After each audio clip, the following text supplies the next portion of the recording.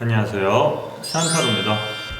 네, 오늘은 일본의 특이하고 놀라운 문화 5가지를 소개시켜 드리려고 하는데요. 사실 제목에서는 특이한 일본 문화라고 말씀드렸지만 정확히는 한국과는 다른 일본의 문화라는 말이 맞을 것 같은데요. 제가 보고 듣고 느꼈던 것 위주로 소개시켜 드리니까 만약 틀린 부분이 있더라면 댓글로 지적 많이 해주시고 좋아요, 구독 한 번씩 꼭 눌러주세요.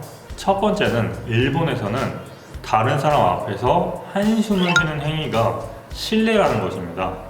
사실 우리나라에서도 남들 앞에서 한숨 푹푹 쉬고 다니면 그렇게 좋지 않게 보는 건 사실인데 그거 자체를 실례된다라고까지는 생각하지 않잖아요.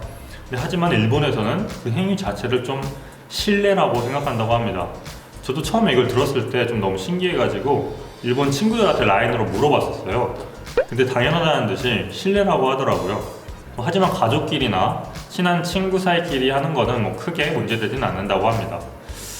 저는 늘 거울을 볼 때마다 한숨이 좀 나오긴 하는데, 두 번째는 아마 많은 분들이 궁금해하실 법한 일본의 성문화인데요.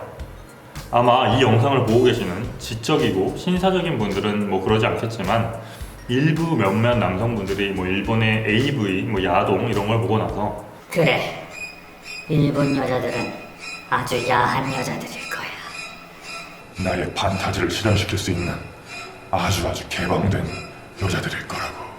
라고 생각하시는 분들이 계신 것 같은데요. 결론부터 말씀드리자면 아닙니다. 물론 이거는 좀 사람마다 다른 거기 때문에 정확히 어떻다 말씀드리긴 힘든데, 전반적으로 제가 만나보고 또 봤던 사람들에서는 되게 보수적인 사람들이 굉장히 많이 있었어요. 오히려 특히 제가 바로 전에 만났던 일본인 여자친구 같은 경우에는 스킨십 하는 것 자체를 되게 좀 싫어하는 경향이 있었어요. 물론 저랑 하기 싫었던 걸 수도 있지만, 또 어떤 분들 같은 경우에는 일본에서는 AV 배우가 한국에서 아이돌이나 연예인이랑 똑같은 대우를 받는다라고 생각하시는 분들이 계신데, 그것도 사실 틀린 정보입니다. 일본에서도 AV 배우에 대한 인식이 썩 좋지만은 않은데요. 그 직업 자체가 나쁜 직업이다, 안 좋은 직업이다 라고 생각하시는 게 전반적으로 깔려 있습니다. 일본에도 실제로 많은 AV 여배우들이 그 배우 활동을 시작하면서 기존에 살던 지역, 친구들, 가족들과 연을 끊고 따로 도쿄에 상경을 해서 따로 살아가는 경우도 굉장히 많다고 합니다.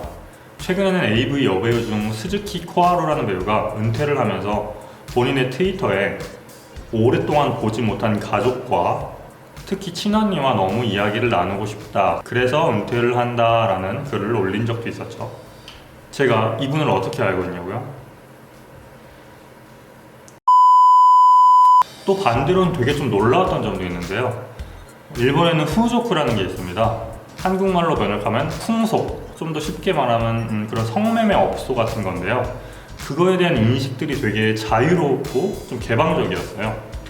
실제로 애인이 있는 남자인데 아무렇지 않게 그런 풍속점에 다니고, 또 그 여자인 애인 또한 그 남자친구가 풍속점에 다닌다는 걸 알고 있고 또 그걸 이해해주는 경우도 굉장히 많이 봤고요. 특히 전에 만나던 친구 같은 경우에는 그 친구의 아버지가 그런 풍속점에 자주 다닌다라고 되게 아무렇지 않게 저한테 얘기를 해주더라고요. 그런 점에 있어서는 또 조금 다른 점이 아닐까 싶습니다. 세 번째는 일본에서는 아직까지도 근친혼이 가능하다는 건데요. 좀 더 자세히 알아보면 일본 민법 제734조에 결혼은 3촌 미만까지는 금지되며 4촌 이상부터는 가능하다라고 나와 있습니다. 말 그대로 사천, 우리나라 같은 경우로 생각하면 추석이나 설날, 가족 모임 때 모이는 그런 사촌끼리도 결혼이 가능하다는 것인데요. 조금 이상하죠? 여러 가지 이유가 있겠지만 대표적으로는 같은 친척끼리는 사회적인 경제적인 수준이 비슷하기 때문에 결혼 비용도 줄일 수 있고, 또 친척 간의 무대감도 늘릴 수 있다라는 의미에서 법적으로 아직까지 허용을 하고 있다고 합니다.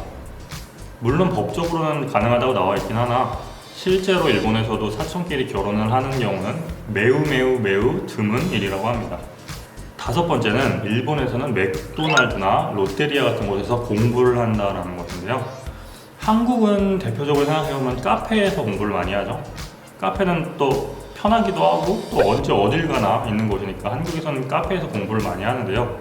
일본에서는 한국만큼 그렇게 카페가 많지가 않습니다. 뭐 물론 스타바 같은 유명한 프랜차이즈 같은 경우에는 존재는 하는데 또 그 개수가 많지도 않은 거고 특히 뭐 언제 어딜 가나 있는 것도 아니고요. 하지만 맥도날드나 롯데리아 같은 경우에는 뭐 언제 어딜 가도 있는 것이고 또 가격도 그렇게 비싸지 않기 때문에 뭐 직장인들이나 학생들이 많이 거기서 공부를 한다고 합니다. 실제로 일본의 맥도날드에 가보면 거기서 책을 펴고 공부를 하는 학생들이나 노트북으로 무언가를 하고 있는 사람들을 쉽게 볼 수 있습니다. 네, 여기까지 특이한 일본 문화 5가지에 대해 알아봤고요.